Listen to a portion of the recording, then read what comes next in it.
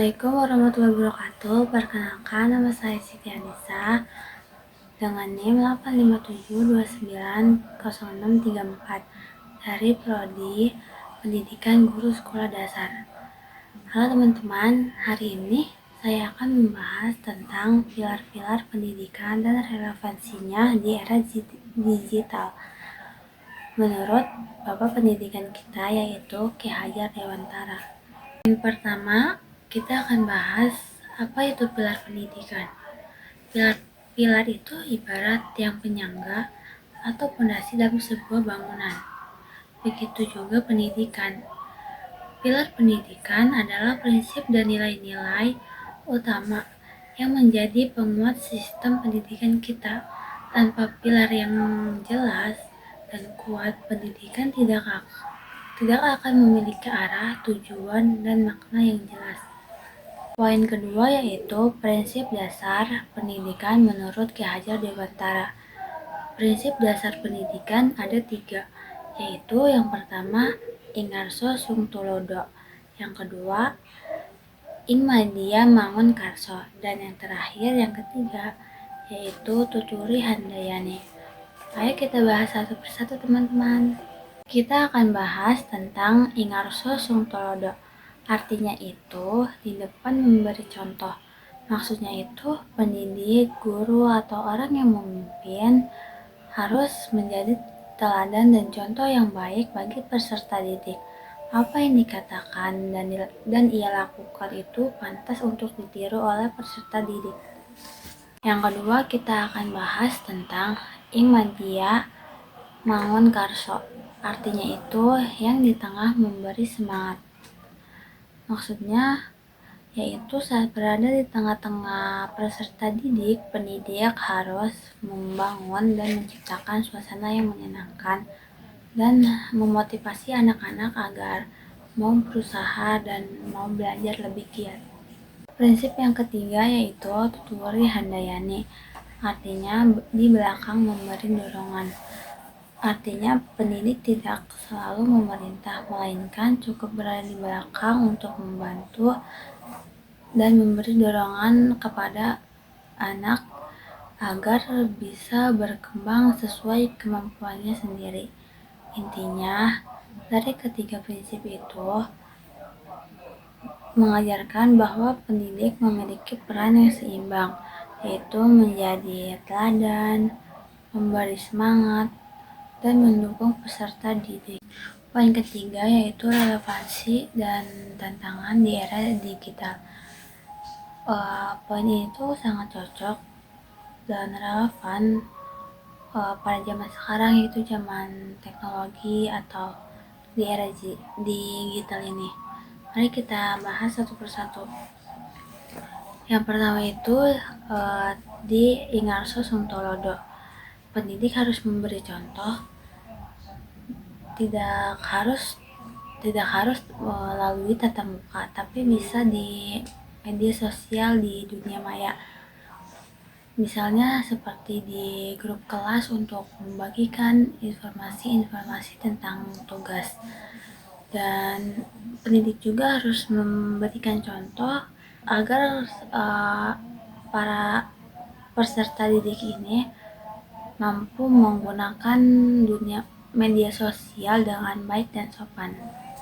Yang kedua itu ada di Ing Madya Mangun Karso. Di era digital, pendidik harus mampu menciptakan suasana yang menarik dan menyenangkan, misalnya menggunakan video atau foto untuk mengajar anak-anak. Tantangannya itu bagaimana siswa bisa fokus dan belajar tanpa ada gangguan lain seperti membuka game atau aplikasi-aplikasi yang lain. Jadi kita sebagai pendidik harus mencairkan suasana agar peserta didik tidak bosan dan belajar dengan menyenangkan. Dan yang ketiga di Tuturi Handayani. Di era digital, guru itu tidak cuma memberikan pengetahuan, tetapi membimbing murid memakai teknologi dengan bijak dan bertanggung jawab, dan agar siswa bisa mencari informasi dari sumber yang benar. Tantangannya itu bagaimana agar siswa bisa berkreasi dan berkembang supaya mereka tidak tersesat atau menggunakan teknologi untuk hal-hal yang tidak baik. Poin keempat yaitu refleksi. Bagaimana prinsip ini menjawab masalah pendidikan saat ini? Masalah sekarang banyak sekali informasi yang belum tentu benar dan pergaulan yang semakin luas. Kalau kita kembali memegang teguh ajaran Ki Hajar Dewantara. Yang pertama itu dengan ajaran Ingarso Sung Tuludo. Kita mengajarkan kebaikan lewat contoh nyata, sehingga siswa paham mana yang pantas dilakukan baik di dunia nyata maupun di dunia maya.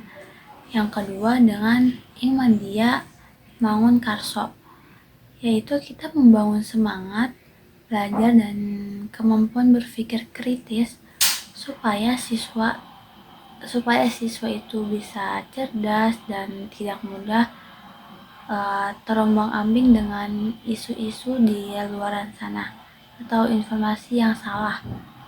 Dan yang ketiga dengan dituturi Handayani, kita memberikan dukungan yang tepat sehingga setiap anak bisa berkembang di kemampuannya sendiri dan memilih bidang-bidang yang mereka sukai.